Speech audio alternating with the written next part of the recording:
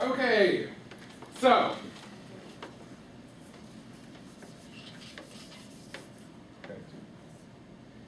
we've already started to read rhythmic notation. Can somebody please give me an example of rhythmic notation? Wow, good morning, everyone. I'm going to talk to you today. Emily, give me an example of rhythmic notation. That'd be like T and tall, good, yay! And how would I draw a tall? it's the one. The one, yeah. So there's a tall, right? How would I draw a TT, Shelby?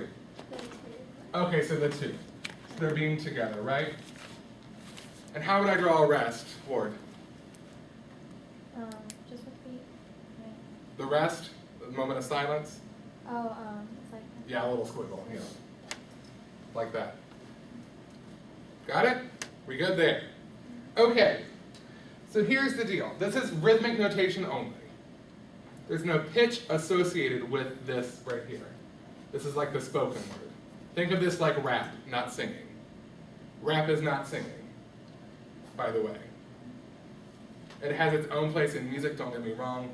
Rhythm is the driving force in music. I'm not trying to put rap down.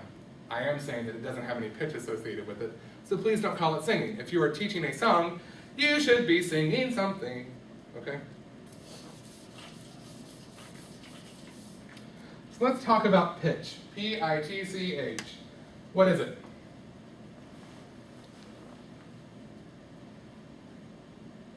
If something has pitch to it, what does that mean? Shelby! It's like high or low. High or low, so I can have high and low sounds, right? Yeah. Raise your hand if this is a high sound. You have no idea because I haven't played another pitch yet, okay? So it's all relative too, so be sure to keep that in mind. So here's the first pitch. Here's the second pitch. Is the second pitch higher or lower? High. Higher. Here's the first pitch. Second pitch is higher or lower? Okay, cool. You got highs and lows? You got that? Are we okay with highs and lows? Cool. Please. No, we're not going to do that yet. Okay, it's now story time, and I'm going to teach you how to read music in about 6 minutes, okay? So please ignore everything that you've already learned about reading music if you've had music lessons in the past, and just go with me here, okay? So a long time ago, long time ago, in Europe, actually Italy to be more specific, there was this guy called the Pope. Have you heard of him? Okay, all right. So this is this religious leader who's controlling most of Western Europe. And he decides that instead of speaking prayers, they are now his monks are going to sing them. Okay? His name is Pope Gregory. Okay? And keep that in the back of your mind, Gregory. So, one day this guy from Italy, Guido d'Arezzo, Guido from Arezzo in Italy, decided that he was going to travel to other monasteries in Italy to see what songs, what prayers they were singing. Because all the prayers were the same, all the words were the same. And he discovered that everywhere he went, all the songs were different. Well, that's not going to work, is it? If we're all supposed to be part of the Roman Catholic Church, we all have to be saying the same prayers as well as singing the same notes when we do it. So he decided he was going to figure out a way to make that happen. Okay? So the first thing that he did, I'm not sure, is he drew a line. Okay? Pretty cool, right? It's this amazing thing called a line. And he drew a note on the line, and he drew a note above the line, and he drew a note below the line.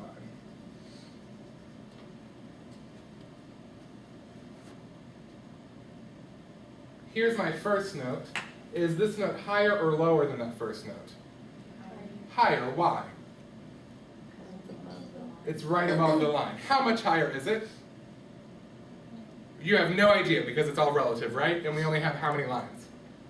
1. Okay. So how much lower is this note than that one? You have no idea because we only have 1 line.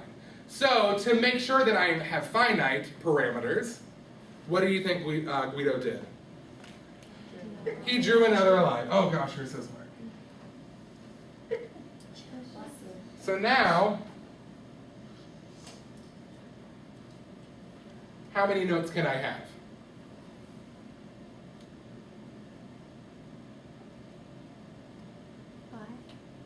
5. I can have one below this line, right? One on that line, right? One between the lines, one on the top line, and one above there. Cool, all right. So, and I can have a series of this right here. If I erase all of these, and I put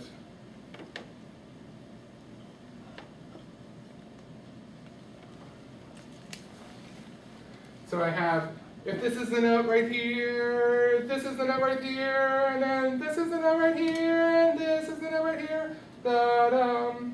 Okay? So now I have 5 different pitches. And I can sing or chant Gregorian chants now.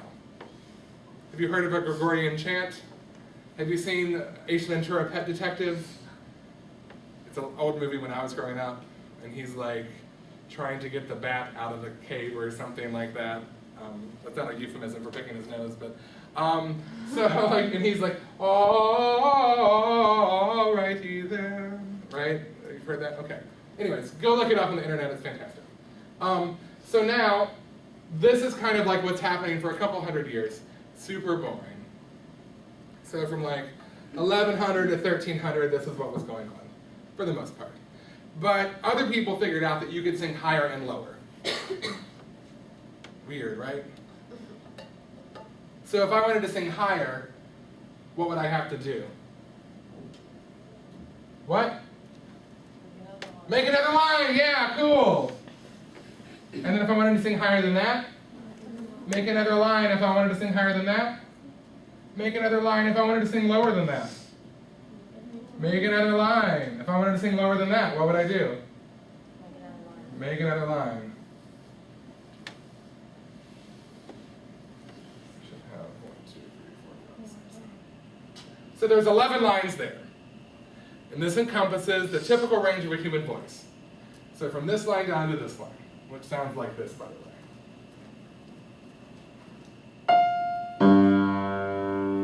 Okay? And I can go higher and I can go lower. So, fast forward another couple hundred years, okay? And they decided they were going to erase this middle line to make it easier to read. So now I have 2 different stabs here. So I have, or have you seen this figure before? Anybody know what that's called? Treble clef, yeah! And they have this thing right here. That's called the bass clef. Does anybody know another name for these? This is called a G clef, and this is called an F clef. And the reason this is called a G clef is because this little curly Q right here circles around that second line from the bottom. Okay? So I have about 1 minute left, and you're going to learn how to read music. Stand up, please. Sing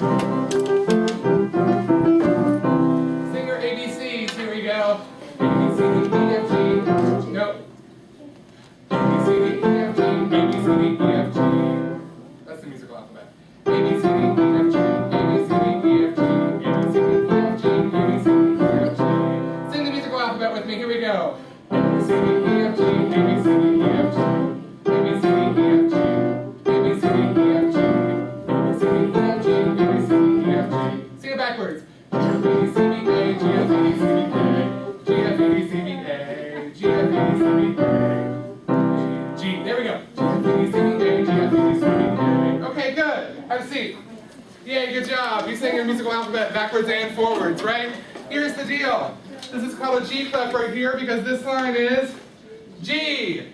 What's one note above G in the musical alphabet? Let's see, who haven't I not? Kelly, what's one music note above G? A, good. So this space right here is A. See that?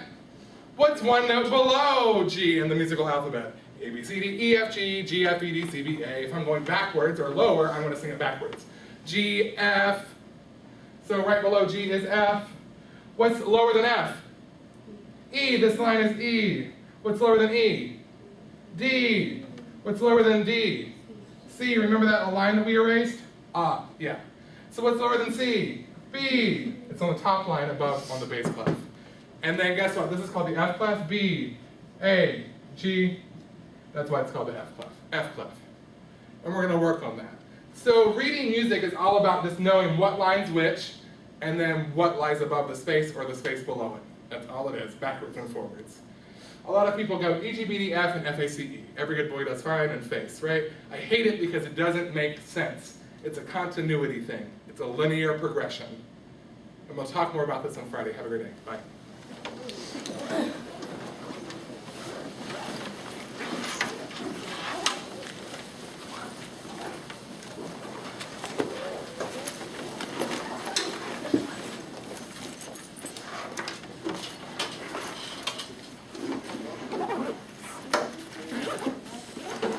Make sure to take your trash and drinks with you.